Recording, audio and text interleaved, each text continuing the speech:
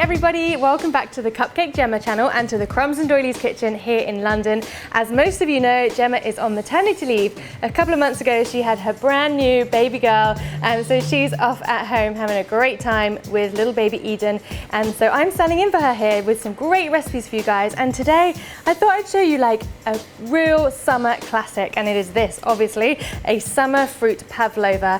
And I'm guessing that a lot of you have probably had a pavlova in your lives. You've probably made one before, but sometimes I get a little bit annoyed because it's more than just a meringue with fruit and cream. It's a very particular type of meringue. It should be crispy on the outside, and then the middle should be marshmallowy and soft. And it's pretty similar to making a French meringue with just a few little differences. So I'm going to show you through it so that you can get this amazing, beautiful pavlova. So let's start by making our meringue. And of course, this starts with egg whites. So I've got 4 eggs here, which I'm going to separate into a bowl. So using the shells, I'm just cracking them in half and very gently tipping the yolk between each shell, and that way we have a white, and then you can tip that into the bowl of your mixer. So you want to do that with all 4 eggs. Okay, so let's just talk a little bit about eggs first. Now you want to use fresh eggs if possible because they're going to whip up a lot better. You also want to use room temperature eggs. Don't use them from the fridge. If you've got them in the fridge, just let them come up to room temperature for an hour before you use them, because they're going to break down a lot quicker and a lot better. They'll make for a much more stable meringue. Also, don't throw away your yolks. You can make loads of stuff with these, like custard and ice cream and lemon curd, which you could actually put on your pavlova. We've got loads of recipes. I'll try to remember to put a few options for you in the description box below. Also, we do not want to get any egg yolk or any fat mixed in with your egg whites. So before you begin, make sure you get a little bit of vinegar or lemon juice, something acidy, to wipe the inside of your bowl, your whisk, your spoon, everything that's going to touch the meringue, because any fat is really going to break it down. So now that's done, let's get on with mixing these up. So I am using my stand mixer here, but you can very easily do this with an electric hand whisk. And at first what we're going to do is going to break these egg whites down. So I'm just going to put it on a very low speed until some big bubbles start to form.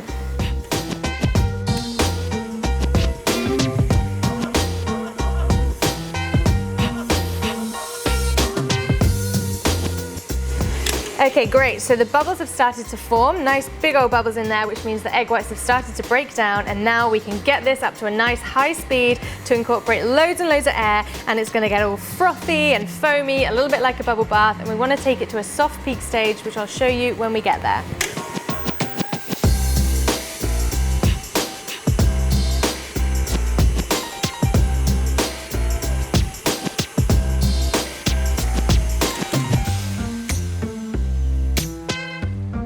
Right, let's have a look at those soft peaks. So you can see here, they're lovely and fluffy, but they're not kind of holding a peak like a stiff peak or anything. It's very soft, hence why they're called soft peaks. So now we can start adding our sugar. And we've got some caster sugar. You can do this with granulated, but ideally you want the sugar to completely dissolve, and granulated is a bit thicker, so you can see caster sugar is super, super fine. Maybe it's actually called super fine where you are. That's the stuff you want. And what we're gonna do is we're gonna add this a spoonful at a time on a medium speed until it's all added.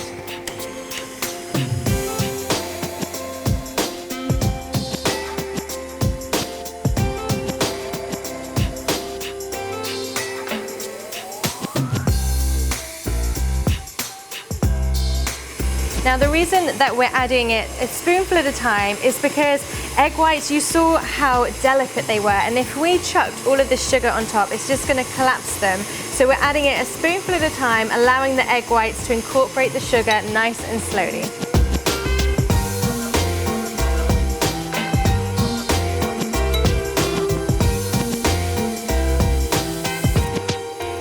And once all the sugar's in, we can turn our mixer up to a high speed, and we're going to keep it whipping until it's going to hold stiff peaks and the sugar has dissolved, which we'll test by rubbing some between our finger and thumb.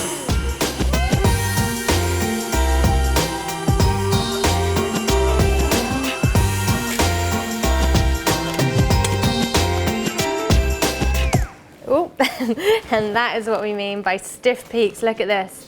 It just holds its shape when you pull it up, and if you rub it between your finger and thumb, which is quite hard to do when you've got gloves on, but I'm pretty sure I can't feel any sugar.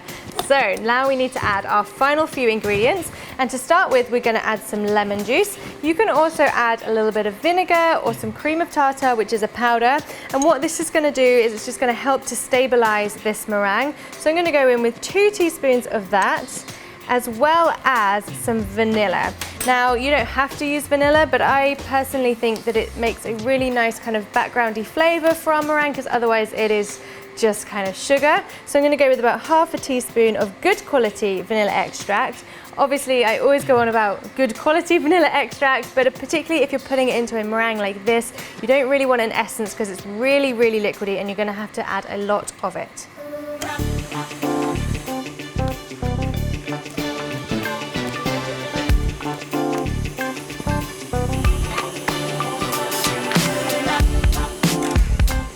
Right, so the vanilla and the lemon don't need an awful lot of mixing, we just want to combine them. So now we can take our bowl off the mixer, splash that around a little bit, and we're going to add our final ingredient, which is some corn flour. Now the corn flour is going to help get that marshmallowy soft center. So this is the key to your pavlova, do not miss this out. So I'm going to sprinkle that over the top, and we're going to fold that in with a metal spoon.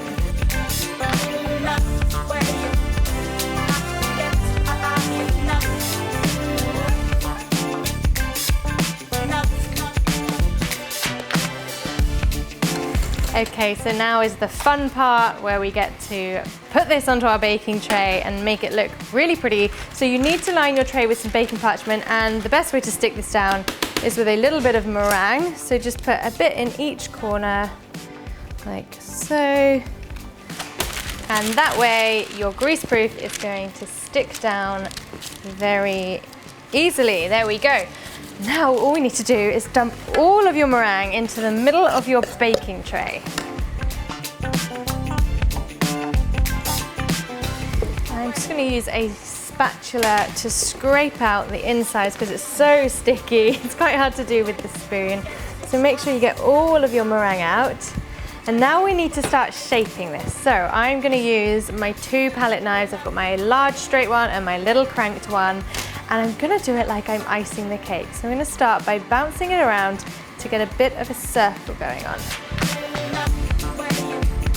And then we're going to scoop out a little bit from the center to get that classic pavlova middle that we're going to fill later with cream and some fruit.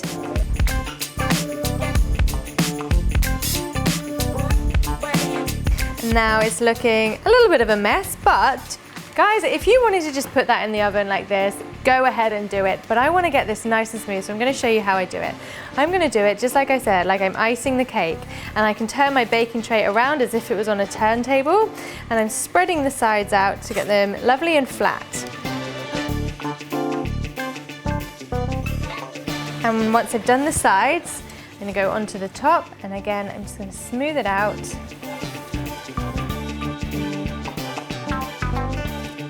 And once you're happy with the look of it, we're then going to add some texture to the sides. So after you've made it nice and straight, we're going to mess it up again. No, we're not. We're going to use our little cranked palette knife. And what we're going to do is very lightly drag the palette knife up the side at an angle and across the top like that.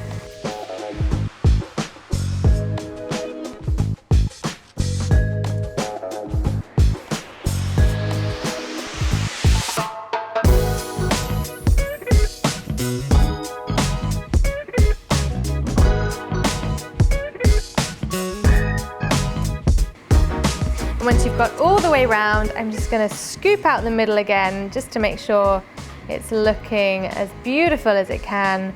And now we're ready to bake this. So baking is going to take a long time because this is quite a lot of meringue, and what we don't want to do is put this into a hot oven and bake it for a short amount of time because it's just going to crack and it's going to burn and it's going to ruin this beautiful thing. So I have preheated my oven to 130 degrees C. We're going to put it in for 10 minutes, and after 10 minutes we're going to turn it down to 100, and we're going to leave it in there for 90 minutes, which is an hour and a half. So it's a long time. And then final instruction, Once your 90 minutes is up, you're going to turn the oven off and let it cool down completely as the oven cools down as well. If you take your meringue out before it's cooled down properly, you're in danger of getting a crack in it, and really we want this to be as beautiful as we can with no cracks, no lumps, no bumps. So let's go get this in the oven.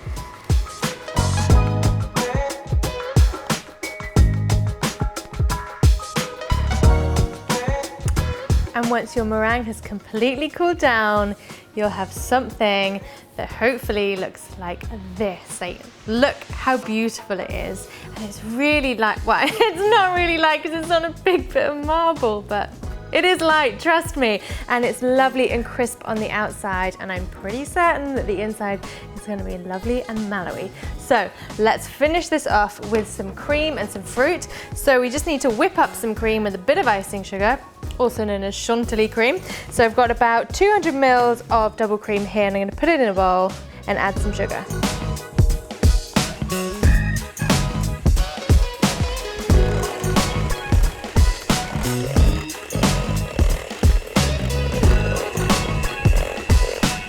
And I've whipped up my cream until it's kind of a soft peak, but it's a little bit kind of floppy.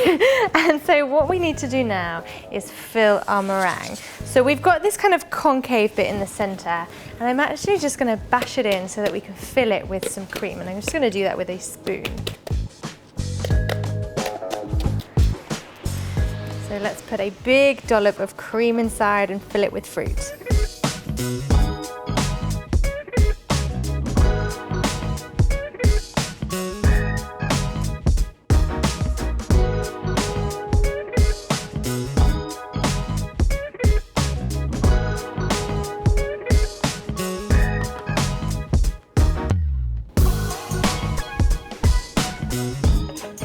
And with the rest of my cream, I'm going to put it in a piping bag so that I can make the top look all pretty and keep on decorating with cream and fruit.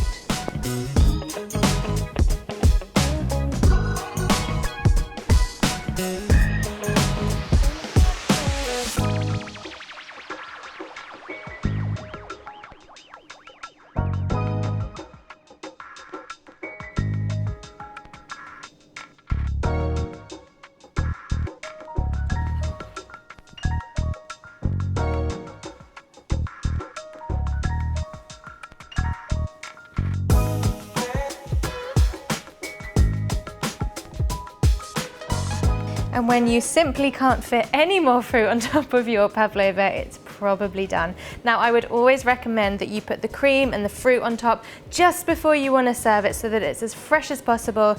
But if not, and you're going somewhere with it, you can just store it in the fridge and it will just be lovely for when you want to eat it. And then I think, to make it look extra special, a little dusting of icing sugar.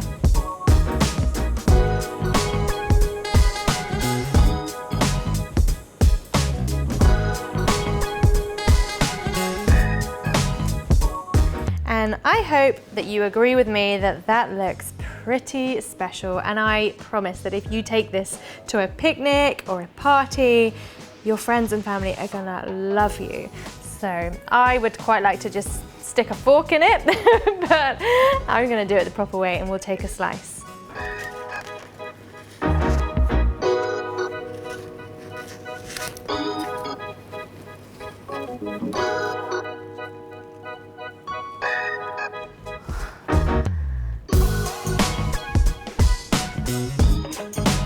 That looks perfect. Look at this. We've got this crispy outside and this mallowy center. That, guys, is the perfect pavlova.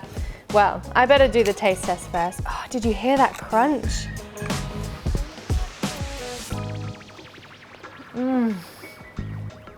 It's just like air. It's like vanilla-y, sugary, creamy air. And you could probably eat this and maybe another one. I've actually got another one sat over there, which I might devour after this. So please have a go at this. And of course, you can put any fruit you like in it. Like maybe a nice thing to do would be like raspberry and lemon, because I was thinking about the lemon curd that you could make with the egg yolks and the raspberries, and that'd be delicious. Or you can put passion fruit in it. Absolutely anything you like. and it's delicious and you are going to absolutely adore it. Maybe, like I said before, you've made a pavlova before, but please have a go at this recipe because it's not going to disappoint you. You're going to love it. So as usual, let us know how you get on over on Instagram using the hashtag #CupcakeJemma, and you can follow me at Sally Dells and at CupcakeJemma as well to see what we're all up to. And if you want to see what Gemma's up to, she has an account which is at Mini Cupcake Diaries, so you can see her new adventures with her little girl. It's really lovely to see her at home becoming a mum, so please head over there. And if you need any tools, like some of the tools I used here or the vanilla, then we've got the vanilla on CupcakeJemma.com along with all our favourite decorating tools and of course our bake at home kits like the rainbow kit we've got behind me here and loads of cookies and cupcakes. So head over there and we'll be back very soon with another recipe for you guys. So until then, have a great time making this delicious dessert.